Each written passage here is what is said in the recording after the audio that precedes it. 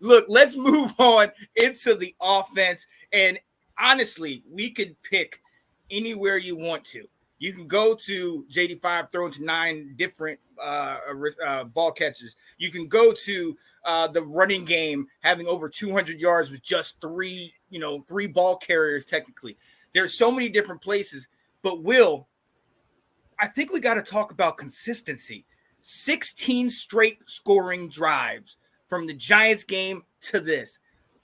This is not like the teams that we've covered over the last 4 years. No.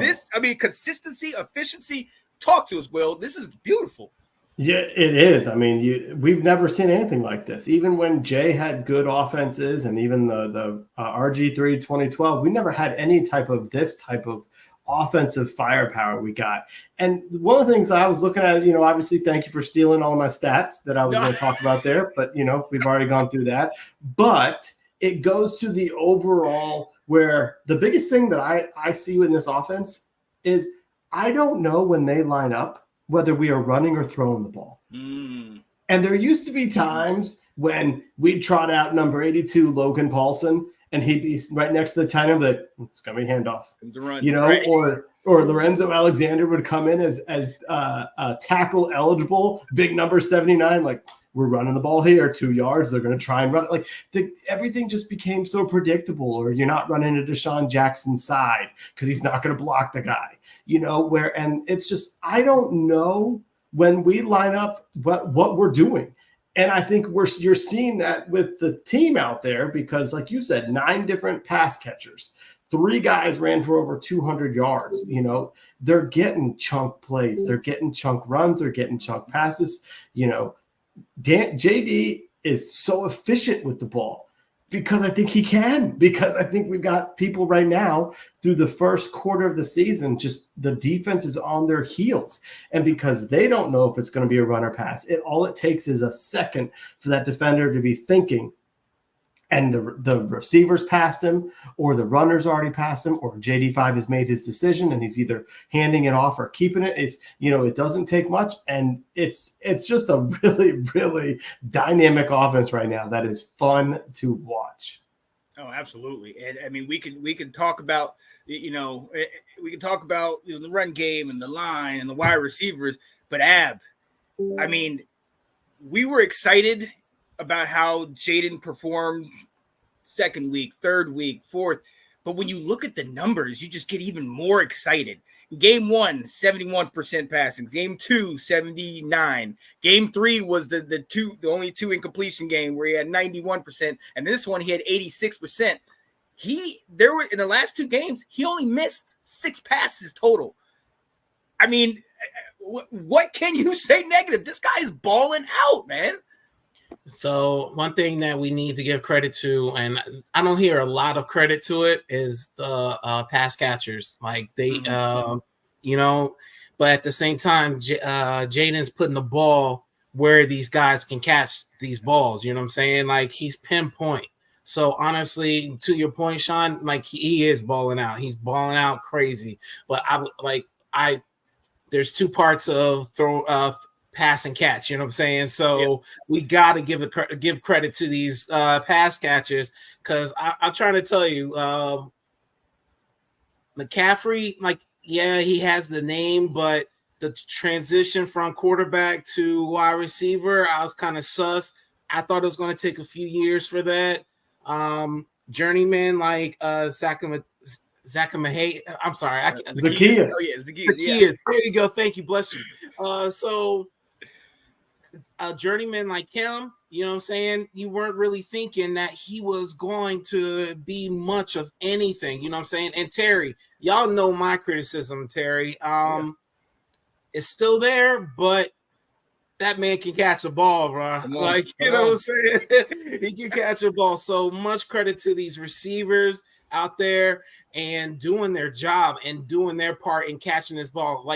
You can see that this team believes in this man. And honestly, that's part of it. That's a very big part of this game, is believing in the person throwing you the ball. And they're catching the ball and not being scared of getting hit right after. Like he's putting it in places that they're protected. And if you guys know, like it's just like that's the difference between a quarterback that like is like about the game and is about his team.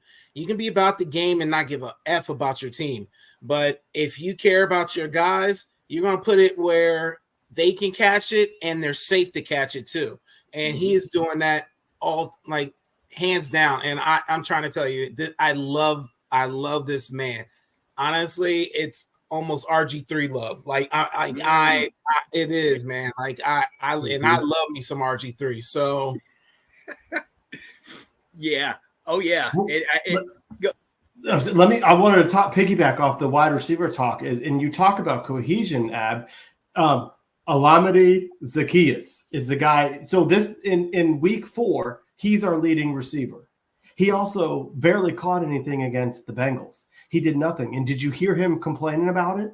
No. Like every single guy out here, every game we have a different leading receiver. That's what is so impressive to me right now. And some of the other guys, when they, Luke only had 1 catch, but it was a 17-yarder and it was a first down. That was an impactful play. Noah Brown only had 3 catches, but some of them were for first downs, or some of them were on 1st and 10. It became 2nd and 2. That was an impactful play that they're all contributing, and nobody is going around whining right now about catch totals right now. Yeah. And like you said, yeah, Terry didn't have the yardage, but I'll take 7 for 52 and a touchdown. He had an impact. You know what I mean? It's like that's what has me so impressed with the wide receiver corps. Outside of Terry, there are a bunch of nobodies, but they're making plays. Mm-hmm. Oh, absolutely. And the fact that they're going 100% on each play too, like not knowing that they're about to get the ball or not. They are running posts like they're about to get these balls, and we can honestly. We can criticize a little bit how he doesn't throw the deep ball too much. Fine, don't care about that. He makes completions, yo, and he's moving his ball. And the fact, and then you got these players running these posts and don't even care, like running it 100 miles an hour and not even caring if they're going to get the ball or not. They're just going to run it as fast as they can, like they are going to get it. And I just love that, guys. Sorry to interrupt. No, you're good. No, you're good, because I think we have to talk about that, because that's a prime example of what I think Kliff is doing. I mean, there was over 200 yards in the passing game, over 200 yards total in the rushing game. It's everybody's getting a look. The wide receivers, doesn't matter the name, they're getting looks. The running backs are. And to your point, Ab, yeah, he might not throw it deep, but damn if he isn't efficient, man. Was it 21 of 23 last week, and then in this game 26 of 30. I mean, he's safe with it. He's doing all the right things, and even on that interception, and hey, here's my nitpick. Even on that interception, I don't have a problem with that, because if you look, he threw it sailed a little high, but if he gets that thing down, he hits Terry right here in the chest. I don't think it was an egregious throw like we've seen before, where it's just like, no, Taylor, don't throw that. Don't throw that. You know what I mean? This one, you feel confident when he's throwing the ball, man. So we got to shout out Kliff for the play calling and how he's been able to kind of get the whole offense moving. Yep. So, I agree. But we can't stop. We can't go past this talking about offense without mentioning the running backs, baby. Because JD5 is okay, but no quarterback can do their thing without that running game. I know, Ab. I know you know what I'm talking about, big dog. I do, sir. I do. Yes, sir. Yes, yeah. You can't have a good offense without some good running backs. Come on. But you know what? It's key that I love. Almost 40 carries. Okay. Now that is Coach Meyer in there, running the ball every other. I mean, come on now. I mean, 40 carries, and on top of that, B-Rob's getting his touch. We all had a question: what was going to happen with Austin Eckler not in the lineup? And we always have talked about over the years, next man up. But the next man has never come up and been able to put in that type of performance. Jeremy McNichols, he went ahead and took the best of the opportunity and balled out in this game, man. And and you know what? I kind of think to your point Will and Ab, everybody's just like, whenever you need me, I'm ready. And it just, they're together. The team is together, and it shows in this game, man. This offense was electric. Yeah. Yeah. Well, and you know, the other thing that was important about McNichols was his runs were impressive, especially that second touchdown. He also, for the second game in a row, had key blocks in pass protection. Yes. And that's kind of the stuff that we don't see in preseason, to know what the coaches are seeing out there, to know what is the mentality of the players, what is their IQ out there, play recognition, you know, but he's been in this league for multiple years. He came from San Francisco, you know, along with Adam Peters. So clearly Peters saw something in him, you know, that was like, I'm going to bring him in here. So, I mean, obviously kudos to him for getting his chance, because he's bounced around a lot, but he showed that he can do a whole lot more than just run the ball, which is huge. Mm-hmm. Absolutely. Go ahead. Can we honestly, I don't think any of us picked him to make the team. You did. I had Riley. Wait, let's go back to the videotape. Go rewind it. Wait. Where's my challenge flag? Where's my challenge? I literally said, because Adam Peters brought this guy in. He didn't get much love, but to my point, I don't think he got much love in the preseason at all. Like, I think it was a lot of work from everybody else, and you're like, okay, this guy's got to make it. Yeah. But to my point, I myself did not think he was going to make the team, and honestly, journeyman, like, to me, it's like half and half, and especially if they're not the starter, you know what I'm saying? It's like half and half, they're going to make the team. But honestly, the fact that this man made the team, and he was active correct me if I'm wrong, he's been active every week, but just haven't gotten any playing time.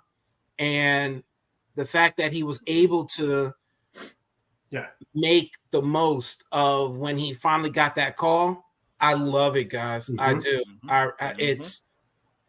It's something, honestly, because once Austin Eckler gets better, he's just going to go right back down to that not playing. You know what I'm saying? Mm-hmm. And that's almost a crime, but at the same time, it's just, that's what it is. And I think he's okay with it. I think everyone's okay with it. They're okay with, I'm here when you need me. Just like that mentality. And I'm okay with it too. I really am. Oh yeah. It's amazing what winning can do. People guys are willing to take on less of a role if there's going to be success and if you're having fun. Yeah, absolutely. And real quick, I think we have to address a position group that we were very unsure about, and that's that O-line. With the exception of Cosme, we were kind of looking at some of these guys like, well, maybe Tyler Biadasz coming from Dallas, but Allegretti, I know I was questioning, and we were all on here when Brandon Coleman was announced the starter, and was like, okay, maybe they see something in him, maybe they know what's going on. But in this game, no sacks. I mean, now Jaden helps with, you know, how mobile he is, but with the exception of the Giants game where I think we gave up 5 sacks, every other game has been like maybe 1 or 2. I mean, this is leaps and bounds. This is so far leagues away from what it was last year. I was thinking of it's long ways away from what Sam had to deal with last year. That's what I wanted to say. You know what? I wanted Sean to say, this is leaps and bounds better than Sam Howell. That's what I was waiting for. All right, man, that it. We're doing better. Oh man, Sam. Hey, if you could, I still got my eye on you, buddy. Oh, geez. But look, this O-line is coming together. And to y'all's point, man, everybody is involved. Everybody's getting a piece. This is the first time, Will, you alluded to, that we scored over 40 points since I think that Dallas game on Thanksgiving. And we scored like 41. Right. And this is the last time we scored 42 points was, I believe, in like 2016. Or something like that. Like it's been a while. Probably was it the Packer game? I think. Yeah, we might have put up 40. Well, you know, you're talking about the offensive line, and you're talking. You know, one guy who's just got shredded in the last, what? He's played 17. He's played 21 games in Washington, was Andrew Wiley. Yeah. You're not hearing as awful things about him right now. Now, I'm not trying to say this guy's career is resurrected, because I still believe that JD5 is preventing some of these sacks. You know, he can avoid some of it. Yeah. But one of the things that Wiley said on the touchdown run was, he was like, you know what was so cool out there? He was like, Jaden is a patient runner. He goes, he allowed myself to get out there. He allowed Cosme to get out there for us to get him some blocks. He's like, so often quarterbacks just want to run as fast as they can and get to where they need to. And he took his time. He said, he let me get out there and I cleared a path. And then the other guy, and it just continues to show how much fun they're having out there. Yeah. And that's the most I'm gonna praise Wiley. Okay, that's all I can say. Is he still here? Go ahead, Ab. What's up? So to my point, and you said this, so I have to bring up the one situation in practice that actually happened to me. Will, yes, I'm telling you my Al Bundy when I was in high school days story. Okay, yes. So. I still remember Coach Meyer. We were in first teams and everything like that.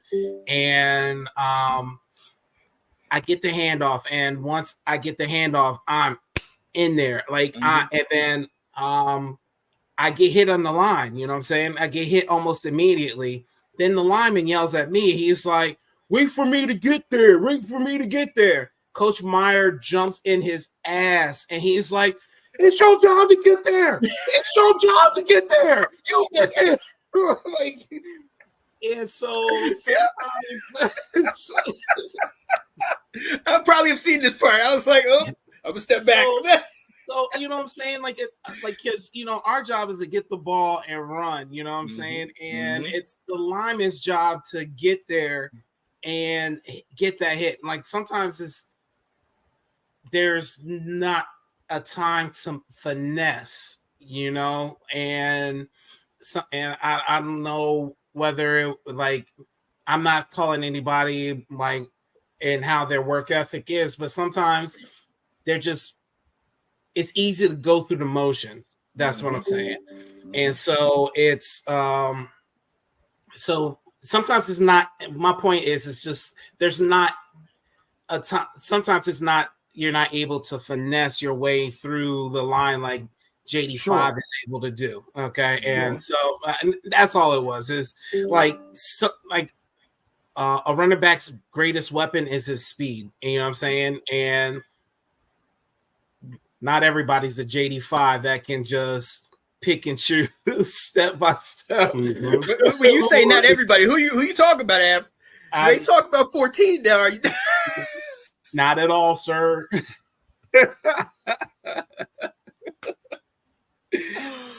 You know what? let's just get this out there, okay? I put myself on the line over the last 3 years for these other quarterbacks, and altogether they don't have what Jaden has. I am willing to admit it. All right, this is the best guy we've had in a very long time, and I, for one, I'm on the hype train. I'm on board, guys. I'm on board. I mean, it's easy to be, but you're right. Yes. Man, look, but to y'all's points, and we can talk offense all day, but it's also in the numbers. We're third overall in points. We're third in rushing total. We get almost 170 yards a game, and then we're sixth in total offense. We're 12th in the pass, but that's because it's such, a balance between running the pass in this offense. So these are numbers. We're normally at the bottom half of the offensive categories and stuff like that. So to see that we're this high like this, man, it just speaks. The proof's in the pudding, man. And I'm absolutely, I love it. I love it. Absolutely. Yep. Yes, it is.